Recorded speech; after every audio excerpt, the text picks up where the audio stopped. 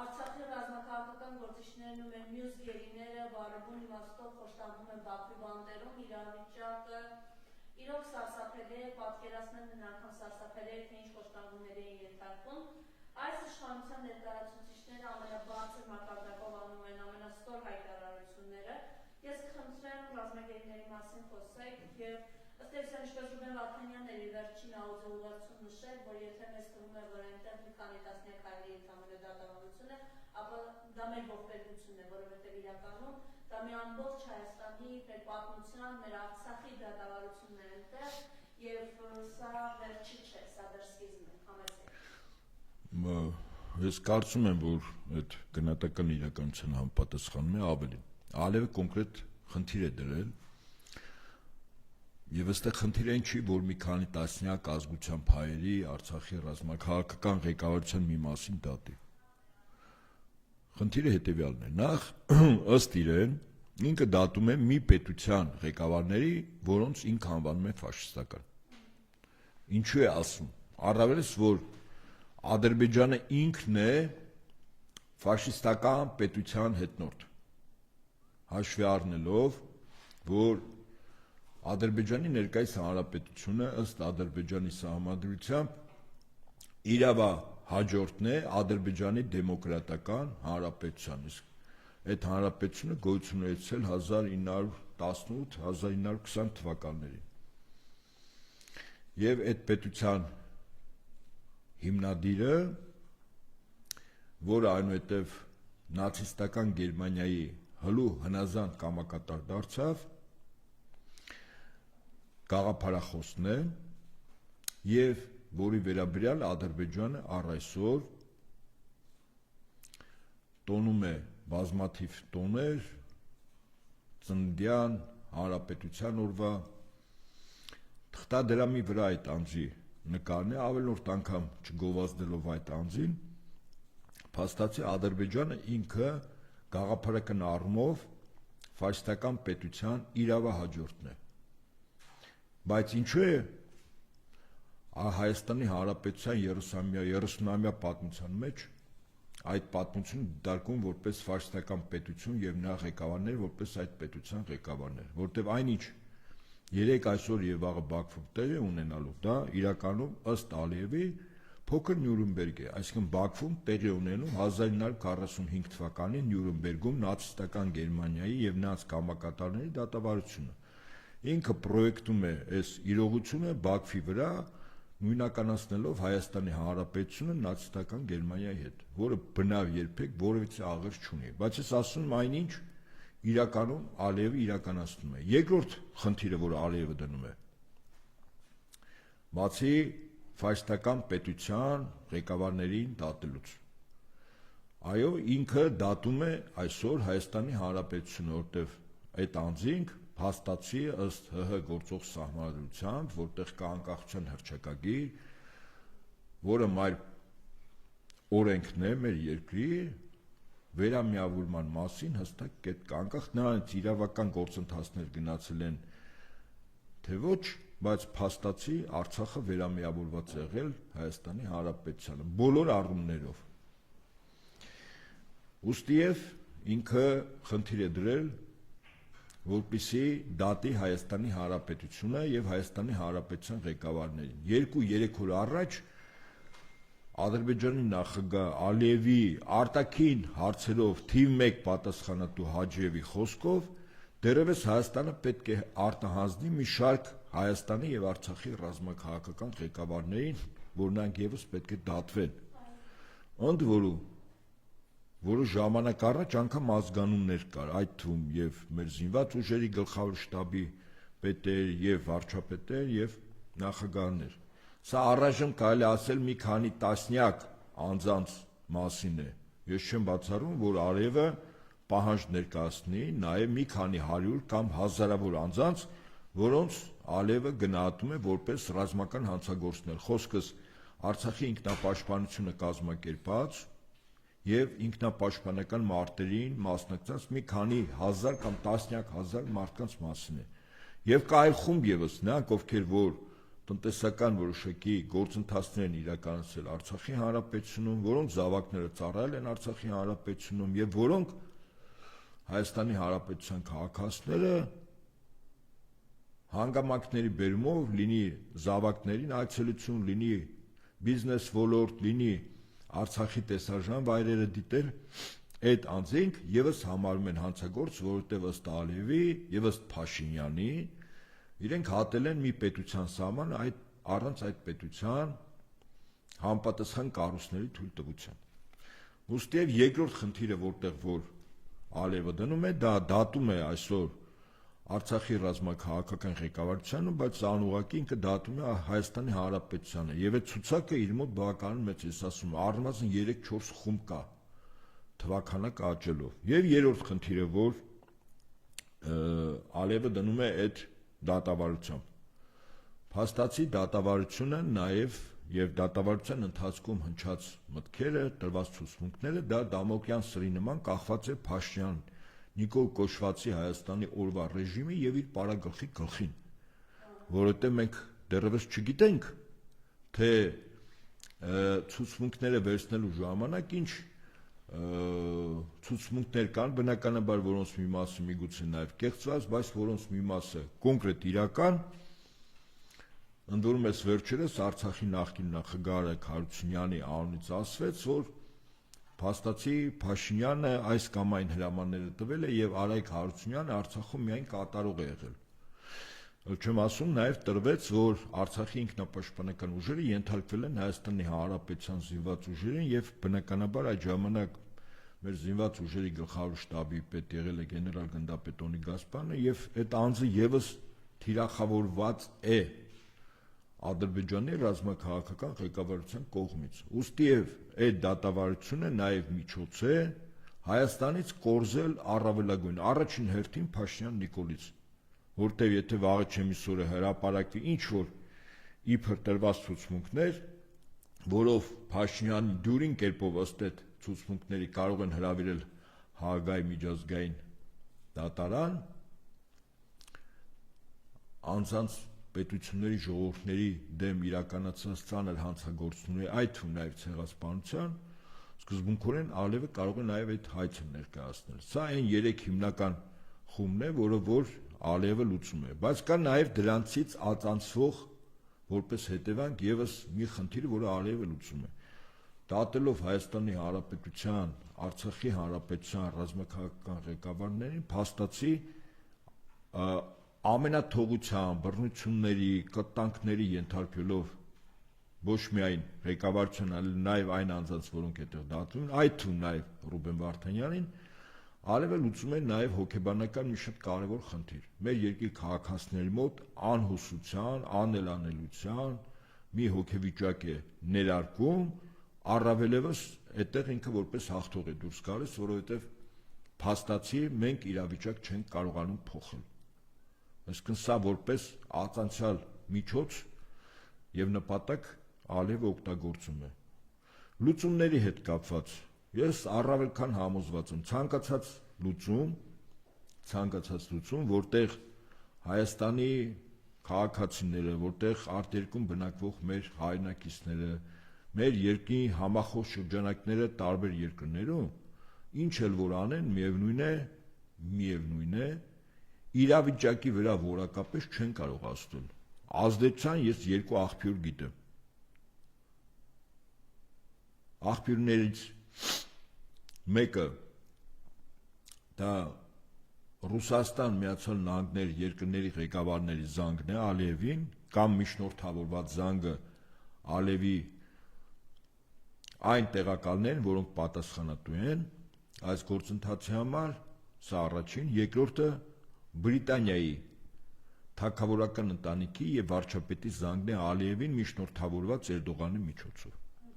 Քանի որ դուք առաջին տարբերակը ասացիք, ռուս-ամերիկյան, այսպես ընդհանրության մեջ ասացիք, բայց եթե կարելի է Եղեգնյուրում Վարդան Սարգսյանի ծննդյան օրը Սասուն Միքայելյանի եւ Գերիներից հաց են ուղղում, ինքը ասում է Գերիները հավատացին ռուսներին մինչև վերջ գնացին։ Ես կխնդրեմ իրեն ինչ ունեք ասել ու իրենց հայտարարությունը։ Ինչ առումով հավատացին, այսինքն որ ռուսներն են հանձնել։ Այնքանով որքանը որ ես եմ տիրապետում տեղեկատվությանը այդ օրերի հետ կապված, պաշտոնական տեղեկատվություն որևիցե ձևով ոչ Արցախի են ժամանակվա ղեկավարների, ոչ էլ Հայաստանի այսպես կոչված ղեկավարների, ես իրենց անվանում եմ ռեժիմ եւ ռեժիմի պարագլխի կողմից որևիցե պաշտոնական հայտարարություն չի եղել։ Ցանկացած գնահատական հրապարակային հանրային կամ խմբային խոսակցությունների ժամանակ դա միշտորդավորված տեղեկատվություն է։ Հիմա Սասուն Միքայելյանը ինքը ունի իր տեղեկատվությունը եւ դրա համար այդպես է գնահատում։ Ես ունեմ տեղեկատվության իմ աղբյուրները եւ համոզված ասում եմ, որ այնինչ ասում է Սասուն Միքայելյանը, որ ռուսները չէ, ձեր ասացի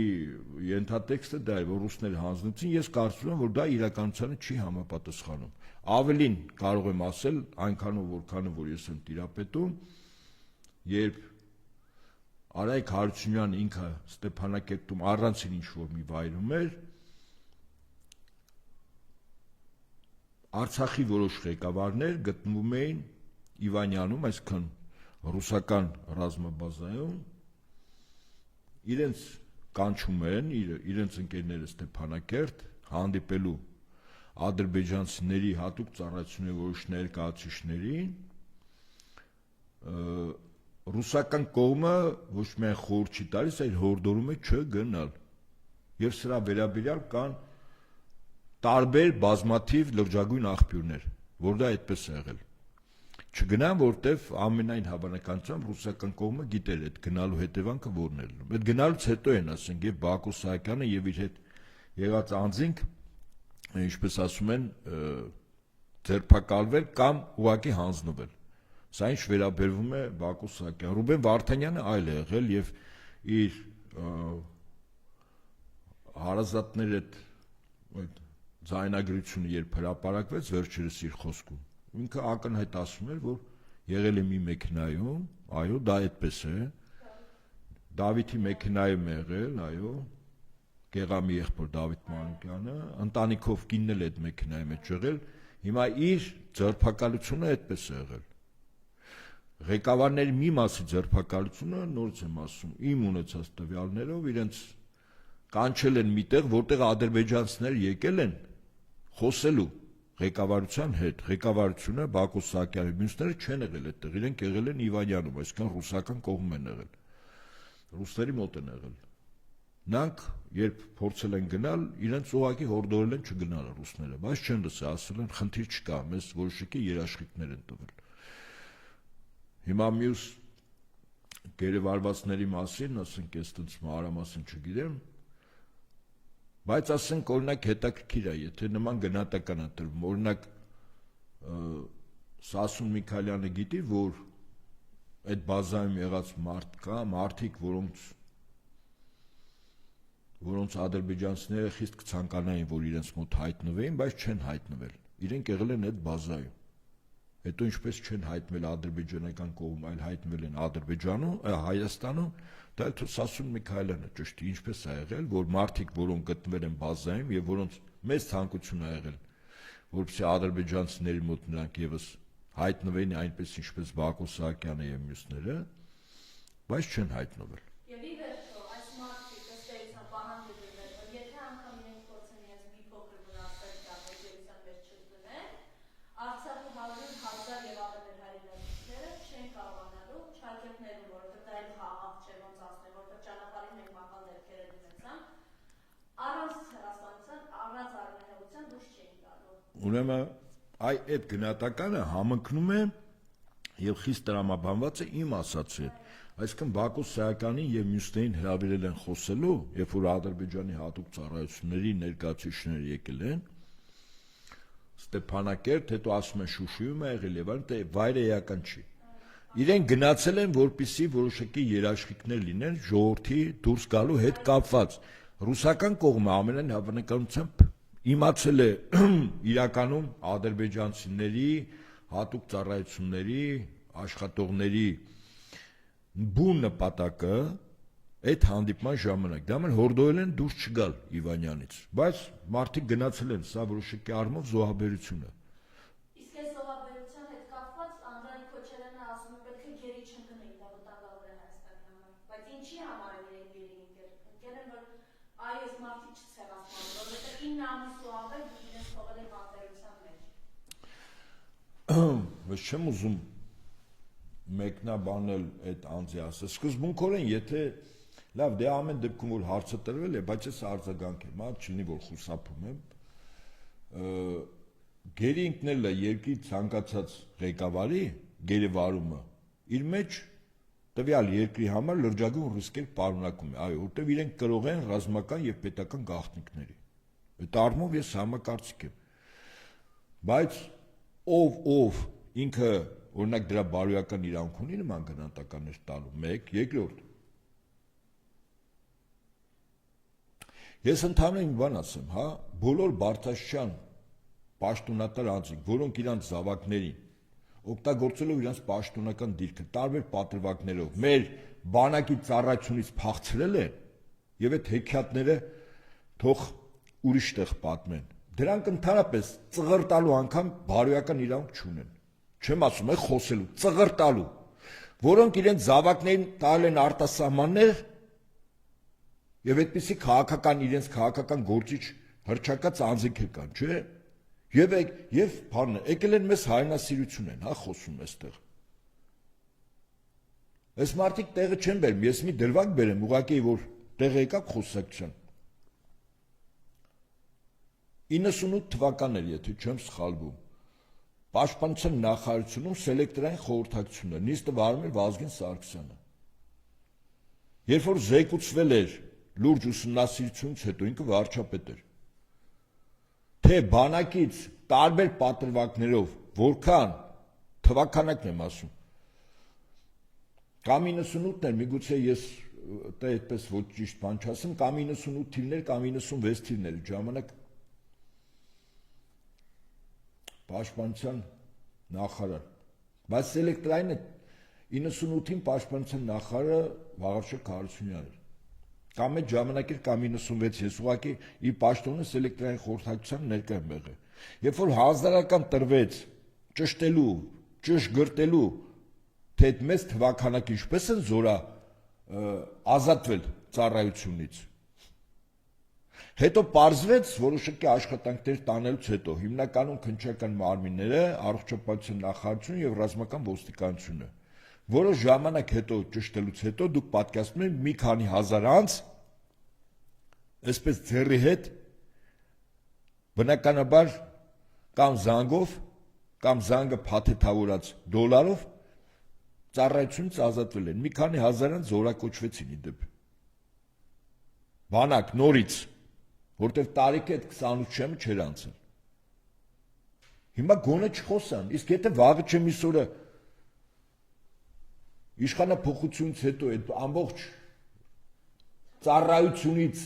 պապաններով, չգիտեմ, հորքուրներ, մորքուրներ, քերիներ, ծանոթ խնամի բարեկամով ազատված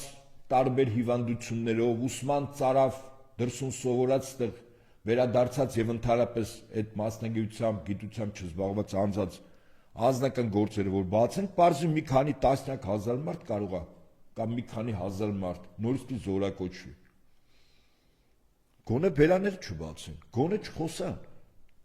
Խի դրա բարոյական իրավունք ունեն այս մարդը կամ մեռնելուց են խոսում, իրանց խփեին, այն մի խեղկատակել ընդեղ կա, ինչ էր ասում, Իքնաթիրը թույնս խփեր, բան ես ես կրուտոյի տղա եմ, բան։ Այս սրանցից քանի հոգի այդ 44 օրային գնացի առաջնագծում ծառայ է։ Գնում են Գորիսում սելֆի էին անում, հյուրանոցներում վեր են գնում են հյուրանոցներում կամուֆլաժ, ուտում խմում են հերրակակապ, դրա ինչպես ասում են գալշկի, գալիս են Հայաստան։ Գոնե չխոսան սրանք։ Եվ սա ես կարծում եմ նաև որոշակի առում մեր ժողովրդի եւ պատերազմի մասնակիցների բացթողումն, ասած բերաները նենց զակատ էին, որ ընդհանրապես բերանները չբացեն այդ 44 օրից խոսելու։ Բայց ունենք են ինչ ունենք, սա իշխանություն կոչված է, որի իրականում ես Հայաստանի իշխանությունը գտնվում է Բաքվում եւ Անկարայում, իսկ որոշումները ստրատեգիական կայացում է Լոնդոնում, այդպիսի իշխանություն է Հայաստանում, 0 ինքնիշխանությամբ 100% արտաքին կառավարմամբ։ Սրանք ծնողներին հիշում եք Եռաբլուրից ոնց էին տանում։ Ես մի դրվագ եմ հիշում։ Նահատակ Սուլեյմանի մասին եմ ասում։ Իրանի Իսլամական Հանրապետության Պահապանների կորպուսի Ալ-Կուդս ստորաբաժանման հրամանատարը, որը պատասխանատու էր շի աշխարհում դիմադրության գոտի ստեղծելու։ Երբ մի հանդիպում քննարկում էր եւ պատերազմում զոհված Իրանի զինծառայողների մայրերն էին հարթակում կանգնած, գեներալ կոչումով եւ այդ երկրի անվտանգության խորհրդի անդամ հանձնացող անձը խոնարհվեց զոհվածների մայրերի ոտքի առաջ եւ համբուրեց կոշիկները։ Խոնարհումը այդպիսին է։ Եթե սրանց թվում է, որ իրենք դեռևս մարսել են Եռաբլուրի այն այլանդակությունը, որ իրանք արեցին, մեր զոհված ընկերների, զավակների, ծնողներին, մայրերին այդ ձևով, ես կարող եմ անձնապես շատ բաներ ներեմ, գիտեք, ասենք լափել են, բյուջեն, չգիտեմ ես, ինձ համար այդ իրավունքի մասնագետների գործ է։ Ես առանձնապես այդտեղ չեմ էլ խորանում։ Ինձ համար այդ առումով բարոյական հարցում շատ ավելի կարևոր է։ Ցանկացած հրաման տվող, այդ օր ով այդ հրամանը տվի, իհարկե Նիկոլն է տվել։ Իր հրաման կատարող այն ժամանակ ոստիկանապետ ներքին գործերի նախարար չէր, եւ տեղում ներքին զորքերի հրամանատարն նա հրոսակներ այդ հրամանը կատարելուց, ես ասում օրենքի ամբողջ խստությամբ այդ մարդիկ պատժվելու են։ Ամբողջ խստությամբ ինչ արել են մեր զոհվածների մայրերի, քույրերի, կանանց, աղջիկների հանդեպ։ Այդ ձեզ թվում է, որ այդ անցավ գնաց ու դուք մարսեցիք։ Դրա վրա ժամանակն ու տարածությունը չի ազդում եւ կապ չունի դուք իշխանափոխությունից հետո աշխարհի որ մի անկյունում ծվարած պատի տակ վախվխող թե երբեն հետևներից հետ գալու, որտեղ դուք միջազգային հետախուզման տակ եք ու երբեն բերելու Հայաստան։ Սա ինչ վերաբերվում է մեր ռազմագերիների հետ կապված, ես առավել քան համոզված եմ։ Բնականաբար Բրիտանիան դա չի անի։ Բրիտանիան այսօր ռեալ լծակ ունի եւ պրոցեսները հարավային Կովկասում իրականացնում է Բրիտանիան, Թուրքիայի եւ Ադրբեջանի վրա։ Ինքն է ասողը, իր ծրագրերն են, ընդ որում այդ ծրագրերը հաճախ Հակոբյանին ԱՄՆ-ի նոր վարչակազմի ղեկավարի եւ նա կողմից իրականացող արտաքին քաղաքականության հետ, բայց ես կարծում եմ Ալիևի վրա ունեն լրջագույն լծակ նաեւ Ռուսաստանի Դաշնության եւ Միացյալ Նահանգների նախագահները։ Այդ հարցը այդ մակարդակով է լուծում, բայց որpիսի դա օրակարգային դառնա, օրինակ մասնապես Ռուսաստանի Դաշնության եւ ԱՄՆ նախագահի մոտ, Հայաստանում adekvat իշխանություն կլինի։ Հայաստանում ես որակում եմ տալիս եւ պատասխանատու եմ իմ տված որակման համար։ Դա հիմարների, բութ անձանց եւ չարչիների իշխանությունն է։ Սա պատական ընտրված չի մարդիկ, որոնք իրենց գործից չեն հասկանում, չունեն կրթություն, չունեն մասնագիտական աշխատանքային փորձառություն եւ ցույց տված արդյունքներ։ Եվ այդ կարգի մարդիկ, որոնք հիմար ու բութ են, իրանց համար գոյութենական խնդիրը մեկն է՝ լինել չարչի։ Այսինքն ինչ որ միտեղից էժան առնել, ինչ որ միտեղից թանկ ծախել։ Փաշինյան Նիկոլի ամբողջ, այսպես ասած, քաղաքականության ալֆան ու օմեգան Հայաստանը մի հատ չարչի կենտրոն դարձնելն է, ընդ որում նաև իր սպասարկման հասարակական տներով։ Հայաստանը Փաշինյանը մի քարվանսարայ է սարքում, իսկ ավելի ճիշտ, եթե ավելի խիստ ասեմ, մի հատ մեծ բոզանոց, որտեղ կազինոներ տիլնեն, պոռնեկատներ տիլնեն եւ թմրամիջոցի ազատ շրջանառություն։ Ես մեզ լսողների ուշադրություն նաև հրավիրում եմ նրանք, ովքեր որ Հայաստանից դուրս են եկել եւ ինքնաթիռով վերադարձել են, թող օդանավակայանի ինքնաթիռից իջնելուց հետո, երբ մտնում են զվացնորդ օդանավակայան, թող նայեն, թե ինչեր են գովազդում։ Համատարած խաղ, կազինո, խումար, շահում, վիվարո եւ տարբեր նման բուկմեկերական կանտորաներ։ Դրսից մեկը գալիս է նայում, ասում ես Հայաստանը կարող է Մոնտե Կարլոյա։ որպեսզի ժողովրդին ամբողջովին կառավարեն, նորից եմ ասում, Հայաստանը ըստ Փաշինյանի, որի համար պետք չեն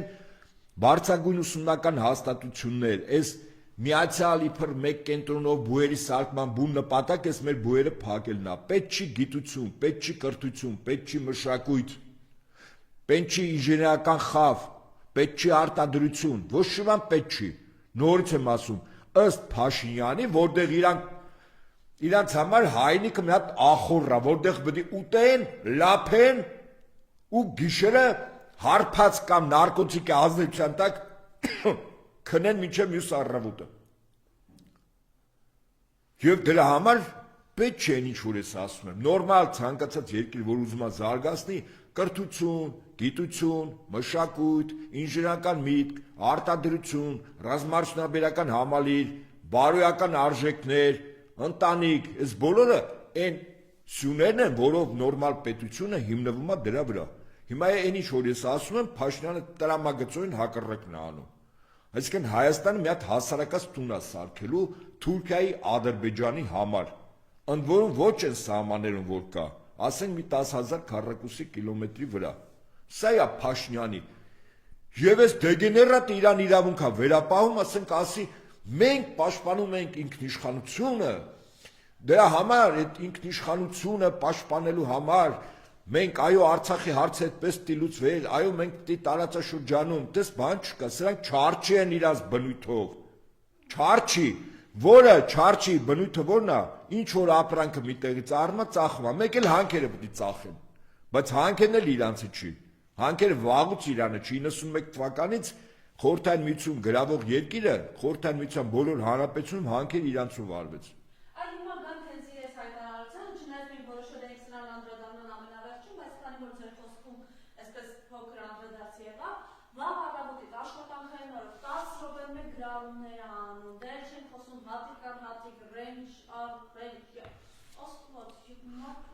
Ուրեմն այդ մարդը նաև ես կարծում եմ լուրջ բժշկական միջամտության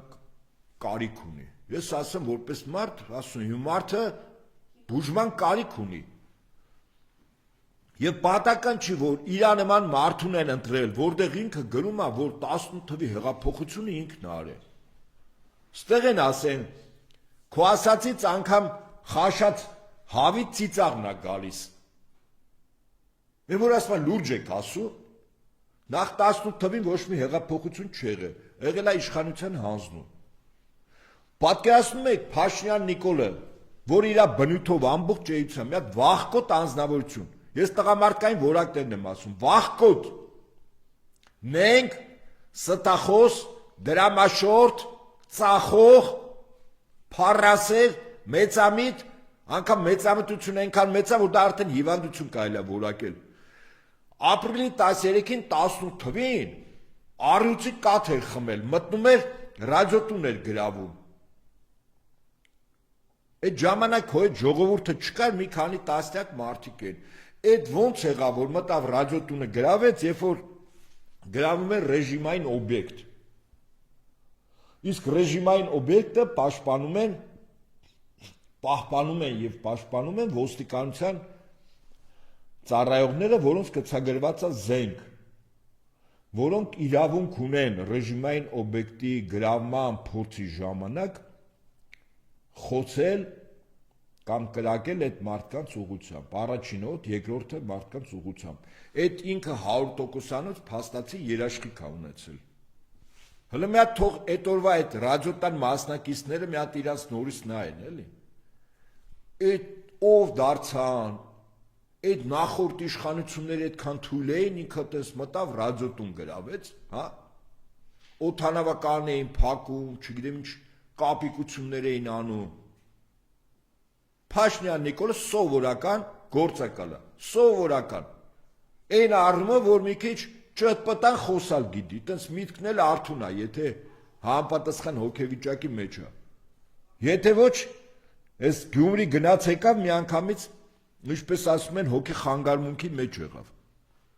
Սա տիպիկ ավտորիտար ռեժիմ է, ոստիկանական։ Մնում է ժողովրդի կեսին ոստիկան դարձնեն, որ մյուս կեսի վրա հսկողություն սահմանեն։ Դուրս ես գալիս փողոց, դուրս ես գալիս Սիրիկուն, ես եմ Դեմերճան փողոցով անցնում եմ, ամեն ոչ թե դալանի մոտ, ոչ թե շենքի մոտ շարված հարյուրավոր ոստիկաններ օրը 24 ժամ։ Այս մարդը վախեցած է կամ իրան խորհուրդ են տալիս։ Ասում են շարի, որ ոստիկանները ժողովուրդը առավոտ աշկը բացի ոստիկան պետք է տեսնի, իրիկունը գնատուն ոստիկան պետք է տեսնի։ Այսինքն այս միայն վախեցած երկրի ղեկավարն է, այսինքն ոստիկանական մահակ է պահում, բայց մեկ այդ մահակները այնպես են թարս բուսնել հարյուրավոր տասնյակ գոնե ես այս եթերով օրինակներ կարող եմ բերել, որ այդ ոստիկանական մահակը հետո ոնց է եղել։ Տասնյակ երկրներում այդ մահակները հետո երկրի այսպես կոչված կառավարչի դեմ ոնց են օգտագործել։ Այս մարդը վախեցած է, իրեն ցույց է տալիս, որ ինքը ընդունելի է, բայց հետաքրքիր ինձ մի բան է, էլի Փաշինյանը, որ ինքը նստում է, ինքը իր մեջ իր եսի հետ որ խոսում է։ Ասենք չի ասում, արա վերջդ հայ-հայդ գնացել վայ-վայ տա մնացել։ Բան չի մնացել։ Քո ոչ կռուտիտ նա անցնելու է ժողովրդին, էսի 18 թվի ժողովուրդը չի։ Պատերազմ, կորուս, զրկանք, հայնազրկում, ցավ, վիշտ, կսկիծ, ունեցվածքի կորուս տեսած ժողովուրդ, էսի 18 թվի ժողովուրդը չի։ Հələ այդ ոստիկաններին մի օր հանի, ես խորհուրդ եմ տալիս, իհարկե իմ խորհուրդը լսելի չի լինի, այն որ կապիկություն անում, նստում է մի ավտոբուս, մի համարի, հետո իջնում է ուրիշ համարի ավտոբուսից։ Այդ աշխատողները լրիվ ապուշ են, այսինքն ուշադրությունը կորցրած են, գոնե այդ համարները փոխեն, կամ ինքնուրույն ոտքով գնում է մետրո, նստում է մետրոյում խոսում է, հələ մի օր դուրս արի փողոց, առանց թիկնախմբի, ընտանիքի հետ փողոց դուրս արի։ Ոյցը մեկը չիմանա, ինչ որ միտեղ դուրս արի երեկոյան կողմերը, պետք չի կենտրոն, ծայրամասերում գնա քայլի։ Տես քեզնից ինչ կմնա, թիկնապահներից հետ մի հոգի թող լինի, անզեն։ Ես տեսել եմ օրինակ Լևոն Տեր-Պետրոսյանը նախագահության ժամանակ Դեմիրճյան փողոցի իր նստավայրից գնում էր աշխատավայր։ Մի հոգի էր կողքը, հաճախ տեսել եմ Սարգիսին։ Մարդը վստահ էր, որ ժողովուրդը սիրում է, որից խնդիր չկա։ Այ վախեցած։ Եթե այդքան վստահ ես, դուրս արի։ Առանց թիկնախմբի։ Տես քանի տասնյակ մետր հետո մեկ կմնաս, շորերը վրիցը ծվեն կփոկեն։ Այդ չեմ ասում, եթե ուրիշ բան չանեն։ Ոչ թե որ այդ ժողովուրդը մանիպուլացված է, մանիպուլյացիայի վարպետը դու ես, գլխավոր գրոսմայստերն ես։ Չէ, ժողովուրդը լավ գիտի, դու այլևս ով ես։ Եվ սիրո դրսևորումը Փաշինյան Նիկոլ քո ու քո ընտանիքի անդամների հանդեպ այդպես կարող է դրսևորի, օրինակ շորը վրայիցը հանի։ Եթե այդքան քաջ ես, վախկոտ ես, դուրս արի։ Թող քո թիկնախումբը այդ ամբողջ քո փողոցի ընթացքում Չերևան մարդիկ չտեսնեն, որ քո թիկնախումբը դիպուկարները հանի շենքերի վրա եւ այլն, բայց մարդ չտեսնի, այսինքն մարդիկ տեսնեն, որ դու քո ընտանիքով ես։ Քո անվտանգությունը թողելի ապահովեն։ Մի հատ ոստիկան Չերևա կողքդ։ Դուրս արի տես, քանի մետր հետո առանց շոր կմնաս, որ մարդիկ տեսնեն, որ թիկնախումբը չկա։ Այսքանը։ Կանք պարոն Ապետյան, մի փոքր ավելի մանրամասն ես կուզեմ ձեր գնահատականը տալ Սիրիայում տեղի ունեցող բարեբույժ ցեղասպանությանը, ինչ-որ տակածություն եւ միշտ է ասում, թուրքը դեմ նոմա թուրք է վերել չեմ։ Հիմա խնդրեմ ինչ է տեղի ունենում, ինչպես կգնահատեք այնտեղ իրավիճակը։ Նախ Սիրիա պետությունը գրավվեց, նվաճվեց Սիրիայի ղեկավարության մեծամիտ ոչ ճիշտ վարվող քաղաքականության պատճառով։ Այն որ Իդլիբում Թուրքիայի կողմից տասնյակ հազարավոր անձանց զինում էին, ճամբարներում պարապացնում էին, իսկ Իդլիբի հետ կապված, որ այդտեղից անգամ որից է զինյալ մի մետր այդ մարզի սահմանից ներքև տիչիշներ, կար Աստանայի հայտնի պայմանավորվածությունը,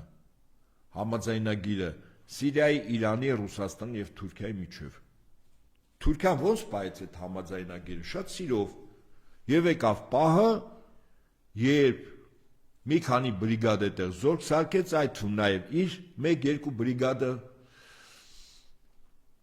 ուղեկցությամբ այդ մարտակերների Իջան Սիրիան վերցրեցին, դիմադրություն առանձնապես չեղավ։ Ինչու որտեղ Սիրիայի իշխանությունները տարիների ընթացքում վայել են ոչ ճիշտ քաղաքականություն, սա իրականությունն է։ Հիմա Սիրիան վերցվեց Թուրքիայի կողմից, Իսրայելի կողմից։ Քրդերին սկզբում մի պահ փորձ արվեց Թուրքիայի կողմից, Աֆրինը վերցվեց, հետո հետ վերցվեց, զինյալների կողմից, հետո ամերիկացիք հետ վերցրեցին։ Այդ պետությունը վերցվեց երկու պետության կողմից, բայց Էրդողանի ախորժակը քանի որ բավական մեծ էր, ինքը խնդիր էր դրել, որ ամբողջ Սիրիան իրեն պետք է լինի, այսինքն պրոքսի պետություն, որտեղ ինքը պետք է կարողանա այդ տարածքը դարձնել ռազմական մեծ ճամբար։ Եվ այդ ռազմական ճամբարում ինքը պետք է պատրաստի 100,000 ահաբեկիչներ։ Իր մարդակեր, գլխակեր զինյալներին, որը ոչ պետական, ոչ կառավարական դրոշներով ցանկացած պետության վրա կարող էր հարձակվել հրամանի դեպքում։ Այսինքն այդտեղ պետք է սարքվել իսլամական պետություն երկու տարբերակը, կոնկրետ Սիրիան։ Այսօրվա Թուրքիայի իշխանությունները այդպես են դիտում։ Բայց դա հակոտնյա է եւ չի մտնում Իսրայելի շահերի մեջ։ Իսրայելի համար Սիրիային տարածք է, որտեղ ինքը կարող է նախապատրաստել Իրանի դեմ, այդ թվում նաեւ Սիրիայից հարձակման համար։ Եվ ակնհայտ է, որ հիմա Սիրիայում ձևավորվում է նոր ընդդիմություն գործող իսլամական պետության Սիրիայի թևը, որը նախկինում կոչվում էր Ջաբրատ ալ-Նուսրա եւ որը հետո վերափոխվեց նոր անվանումով Աշամ, որը հիմա իբր կառավարություն է, վարչապետ է, կառավարության անդամներ եւ այլն, նույն զինյալներն են, որոնք ուղղակի կատարում են Թուրքիայի նախագահի եւ հատուկ ծառայությունների հանձնարարականները, այդ թվում նաեւ զինված ուժերի։ Ես կարծում եմ հիմա Սիրիայում ձևավորվել է ընդդիմություն, ես չեմ բացառում, որ այդ ընդդիմության մեջքին ոչ հրապարակավ կանգնած է նաեւ Իսրայելը, որտեղ Իսրայելի ծրագրերի մեջ չի մտնում իր սահմաններում ունենալ մի մեծ ճամբար ռազմական, մի քանի 100,000 զինյալ, որոնք պիտի պատրաստվեն, բոլոր տեղերից պիտի բերեն, լցվեն այդտեղ։ Առաջ դա Իրաքն էր իդեպ։ Հետո մի պահ Սիրիայի մի մաս եղավ, հետո ռուսների եւ Իրանի եւ Հեզբոլլահի միջոցով մեծ մասը հետ վերցեց, հիմա ըստ Էրդողանի ամեն ինչ վերադառնում է իր շրջանից յուր։ Այսինքն Իսրայելը առարկայական վտանգ է տեսնում այդ անկայուն մի քանի 100,000 ահաբեկիչների, որպես մեծ ճամբարի զինյալներ իր սահմանների մոտ շատ բնական է։ Այն, որ Իսրայելը Գոլանի բարձունքները վերցրեց, հարակից մասերը վերցրեց, դա դեռ բավարար չի։ Իսրայելի անվտանգությունը որոշակի առումով բուֆերային գոտիով մեծացնել։ Ես չեմ բացառում, որ դրուզների, ալավինների, քրիստոնյաների, քրդերի, այլևս կազմակերպված դիմադրության թիկունքում չեմ բացառում, որ կանգնած է Իսրայելը, Միացյալ Նահանգները։ Տեսականորեն ես չեմ բացառում, որ նաև դա շահեկան է նաև Ռուսաստանի Դաշնությանը, որոնց երկու բազաները դեռևս առայժմ մի մասը տեխնիկայով գտնվում են։ Ուստի եւ եթե գնահատենք, ապա Սիրիայում դեռևս գործընթացներ ծավալվում, իսկ այն ահաբեկիչները, որոնք խաղաղ բնակչության նկատմամբ հիմնականում էթնոկրոնական հողի վրա ալավիների եւ քրիստոնյաների նկատմամբ այդ վայրագությունները անում են, դրանց մի մասը իդեպ ասեմ ձեզ արաբներ էլ չեն։ Կամ անգամ թուրքաման չեն, այդ տարածքում հիմնականում Սիրիայում ապրում են նաև թուրքամաններ։ Դրանք Միջինասիական Հանրապետությունից թուրքական ծագում ունեցող ժողովուրդների ներկայացուցիչներ են, այդ թվում ես չեմ բացառում լինեն եւ Ղազախստանից, եւ Qırğızstanից, եւ Ուզբեկստանից։ Իսկ ինչու են նրանց ընդ տեսանյութերում կան շեղաճք, իսկ արաբները շեղաճք չեն, շեղաճ զինյալներ, որոնք այդ վայրագությունները անում են։ Իսկ ինչու են նրանք հայտնվել կոնկրետ Սիրիայում եւ այս վայրագությունների կատարման կիզակետում են։ Կարծում եմ սա այն նույն բրիտանական պրոյեկտն է, որտեղ կոնկրետ գետնի վրա պատրաստում են զինյալների տասնյակ, եթե ոչ հարյուրավոր խմբեր, կոնկրետ Կենտրոնական Ասիայի կամ Միջինասիական Հանրապետություններից, որոնք որոշ ժամանակ հետո ըստ Բրիտանիայի հատուկ ծառայությունների եւ առաջին հերթին Ռիչարդ Մուրի կողմից պլանավորվող օպերացիաների պետք է վերադառնան իրենց երկրները։ Կոնկրետ ես նշեցի 3 պետություն՝ Ղազախստան, Ուզբեկստան, Ղրղըզստան։ Եվ դա այդ երկրների ղեկավարների գլխին կլինի մեծագույն մահակ ցանկացած ժամանակ իշխանափոխություն իրականացնելու։ Ինչու՞։ Որովհետև ներկայիս այդ երկրների ղեկավարները փորձում են բալանսավորել հարաբերությունները Ռուսաստանի եւ Թուրքիայի հետ, հանդիսանալով թուրքական պետությունների կազմակերպության անդամներ, որտեղ իսկ այդ կազմակերպությունը հենց բուն Թուրան ստեղծող կառույցն է, որի անդամներն են հիմնադիր անդամներ Թուրքիան, Ադրբեջանը, Ղազախստանը, Ուզբեկստանը, Ղրղըզստանը, դիտորդ անդամներ Թուրքմենստանը եւ Հունգարիան։ Այդ Թուրան կոչվածը իրականում այս պետություններով դիսարկվի, միացյալ բանակ, զինված ուժեր, տնտեսություն, բանկ, այբուբեն, պատմություն, մշակույթ, այս բոլորը միացյալ կլինի եւ այդ միացյալն է այն Թուրանը գործնականում, որը այնուհետև Բրիտանիայի ձեռքին գործիք է մի կողմից Ռուսաստանին հարվածելու, մյուս կողմից Իրանի Իսլամական Հանրապետությանը։ Եվ կարծում եմ, որ եւ Թուրքիայի եւ Բրիտանիայի հատուկ ծառայությունները գնահատել են, որ իմ նշած միջինասիական 3 հանրապետությունների ղեկավարները այնուամենայնիվ փորձում են հավասարակշիռ քաղաքականություն իրականացնել միաժամանակ եւ Ռուսաստանի, Իրանի մի կողմից եւ Թուրքիայի մյուս կողմից, բայց դա Բրիտանիան ձեռք չի տալիս եւ այդ պետությունների գլխին պետք է լինի զսպաշապիկ, այդ զսպաշապիկը, որպեսզի նրանք ամբողջովին կատարեն Թուրքիայի հանձնարարականները, այսինքն գործնականում Բրիտանիայի կողմից պլանավորած օպերացիաները, ապա պետք է զսպաշապիկը այսօր պատրաստվի Սիրիայում այս վայրագությունների հողի վրա, որտեղ եթե մարդը հոգեբանորեն կին ու երեխա է մորթում գլխատում, իր համար որևիցե խնդիր չի իր երկրում ցանկացած իշխանավորի նկատմամբ, իր ընտանիքի անդամի նկատմամբ ցանկացած բռնություն, այդ թվում նաև սպանություն իրականացնելու։ Այսինքն այստեղ պատրաստում են գազաններ եւ այդ գազանները շուտով տեղափոխվելու են այնտեղ։ Սա առաջին։ Երկրորդ, այնիշ տեղի ունենում այսօր Սիրիայում, ես կարծում եմ, սա նաև ազդակ պետք է լինի կոնկրետ Հայաստանի Հանրապետության քաղաքացիների համար։ Երբ մենք բարբերաբար ասում ենք, որ Թուրքիան բացառապես թքած ունի Փաշինյան-Նիկոլ հարբեցող ծաղրացու խեղկատակի այսպես կոչված խաղաղության խաշմերուկ պրոյեկտին, ռուսերեն էդի կոչվում է հետևյալ կերպ «Զասուն վադո մեստը Վովայևիչ»։ Թուրքիան այդպես է նայում, այդ թվում նաև Ադրբեջանը, այդ քո խաղաղության խաշմերուկը։ Իրենք ունեն իրենց պլաններ, այդ պլաններում Հայաստան պիտի չլինի, ավելին այս տարածքում հայ պիտի չապրի։ Թե ինչպես պիտի չապրի, ավասիկ նայեք Սիրիայում իրականացվող դեպքերին։ Սա ինչ վերաբերվում է Սիրիայի դեպքերին, սա լրջագույն ազդակ պետք է լինի եւ Սիրիա պետությունը Թուրքիան իրենով անելու եւ այնտեղ էթնիկ զտումներ կամ բռնություններ կիրառելու։ Ես կարծում եմ այսօր Սիրիայում լրջագույն դիմադրություն է պատրաստվում, որ ունենալու է գոնե տեղի ժողովուրդներից 4 առանցք։ Դրանք ալավիներն են, դրանք քրիստոնյաներն են, քրդերը եւ դրուզները։ Եվ ես չեմ բացառում, այո, որ այդ ուժի մեջքին կանգնած լինեն 3 իրար ոչ բարեկամ կամ նույնիսկ որոշակի թշնամական քաղաքականություն իրականացնող պետությունները այսօր շահերի համադրման պետք 3-ն էլ իրար կողք կանգնեն, խոսքս Ռուսաստանը, Միացյալ Նահանգները եւ Իսրայելի մասին է։ Այնպես որ ուշով պետք է հետևել Սիրիայում տեղի ունեցող զարգացումներին եւ հասկանալ, որ վաղ թե ուշ Թուրքիայի եւ Բրիտանիայի մեծ թուրան ստեղծելու պրոյեկտը բախելու է մեր դուռը։ Իսկ այդ վաղ թե ուշը դա 2030, 40, 50 թիվը չի։ Դա այս տարի է, մյուս տարի է։ Եվ Զանգեզուրի միջազգը այդ առումով Թուրանի պրոյեկտի մեջ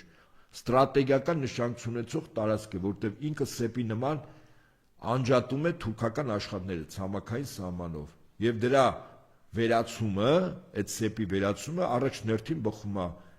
Թուրքիայի, Բրիտանիայի եւ Ադրբեջանի շահերից, բայց ոչ Հայաստանի, Իրանի, Ռուսաստանի, ինչ որտեղ սկզբունքորեն նաեւ Միացյալ Նահանգների։ Այնինչ տեղի ունենում Ուկրաինայում հասկանալի այդ գործընթացները պրոյեկտելով նաեւ մեր իրողության վրա, հիմա մենք հասկանում ենք, որ մեր տարածաշրջանը այս կամ այն ձևով Միացյալ Նահանգների ներկայիս հակագլոբալիստ ազգայնական Տրամպի վարչակազմը փորձում է թողել մի պետության վրա, որ իր համար գլխացավանք չի լինի, իսկ դա Ռուսաստանն է։ Ուղղակի այստեղ միակ շահերի հակադրությունը Միացյալ Նահանգների եւ Ռուսաստանի Իրանն է, եւ պատական չի, որ Իրանին